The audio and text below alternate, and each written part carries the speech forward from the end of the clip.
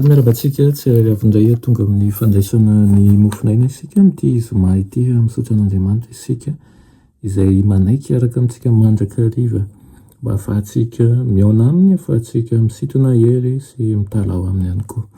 Mba andirantsika any amin'izany anefa dia vavaka isika. Io Tompoandriamanitra eto indray izay tonga amin'ny fotoana izay iaonany aminao mamelany elokay mamindrafo aminay mety izy ianao ray ho eto ankehitriny ary Jesosy izay tsy avy aminao amboleo zava-tsoa ny fonay ary amboary ny fisainanay amin'anana Jesosy. Amen. Tena mofinainantsika androany dia manao hoe toeram-pivavahana mangingina. Alaina amin'ny Salamo 1:1 manao hoe ny mitoetra amin'ny firenena izay aniavo indrindra dia monina eo ambanin'ny aloko ny tsotoa. Amen. Misokatra mandraka hariva ny lalana makeo amin'ny seza fiandrianan'Andriamanitra.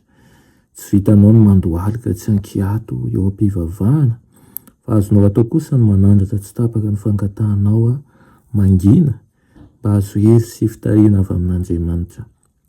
Rehefa alai-panahy ianao ary tsy maintsy ho avy manko izany dia afaka mandositra eo amin'ny firenena izay aniavo indrindra ianao. Ny sandriny mandrakizay no hanohana anao.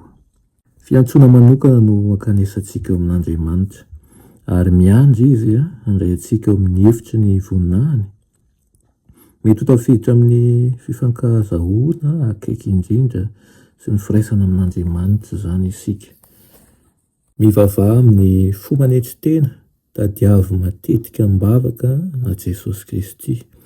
Rehefa ao mangingina ihany no mahita azy ny maso ary vonona iaino azy ny sofina. Monina eo ambanin'ny aloko ny tsotoa ianao rehefa avy mivavaka eo mangingina, tonga ny fakapanahy fa ianao kosa miana manakaiky an'i Jesosy hatrany ary mametraka ny tananao eo an-tanany. Dia ianao fanandramana sarobidy ianao, ahita fitsaharana ao amin'ny fitiavany sy faly noho ny famindram-pony, anjavona ny tebiteby sy ny fisavorovoroana mba amin'ny ahiahy ary sambatra ao amin'i Jesosy Kristy ianao. Vonona iaino ny feon'ny ray sy ifandray amin'Andriamanitra ny fanahy, voaisotra ao amin'ny fanahy izay rehetra mety ho fanakianana sy fitsaratsarana ny hafa. Ao amin'i Jesosy Kristy no hanomezana hanitra ny toetra, ao aminy no ivelaran'ny fahamendrehan'ny toetra, ny fahatsarana sy ny fahadiovana satria araka ny banjinanao azy no hanananao fahafahana hitovy amin'ilay endry Kristy. Zanaka lahy sy zanaka vavin'Andriamanitra tsy maintsy mitovy aminy isika ary ao amin'ny fifandraisana hety amin'Andriamanitra io no andraisantsika hery sy fitahiana avy any an-danitra mba ahafahantsika manao ny asan'Andriamanitra. Indreny hahafahantsika eo am-panompona an'Andriamanitra, indreza ny fiadanana sy fahampo ary fitsaharana, ankohonana sy ny zanaky ny mpanjakan'ny lanitra isika. Manamafy azy Joana manao hoe nefa tsy mbola naseho izay toetrantsika ratsy izay hozy izy, fantatsika fa raha iseho izy dia ho tahaka azy isika. Noho izany dia tsarovy fa eo anaty fanantenana sy ny fifandraisana tahaka an'izany ary manoloana an'izany tombotsoa sarobidy rehetra izany, tsy tokony hanampinoana bebe tokoa ary ve isika? Tsy tokony ho feno fanantenana sy feno herim-po ve ianao ka tsy ho kivy fa haritra tsara ao amin'ny zavatsarotra. Izany no irina indrindra amin'ny fiainantsika.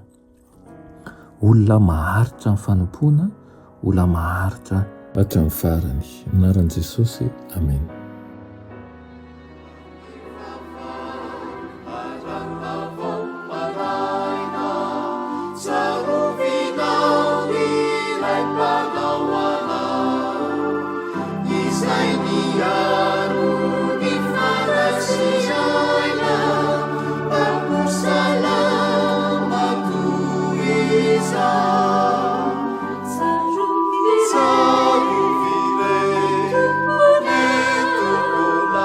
Savior.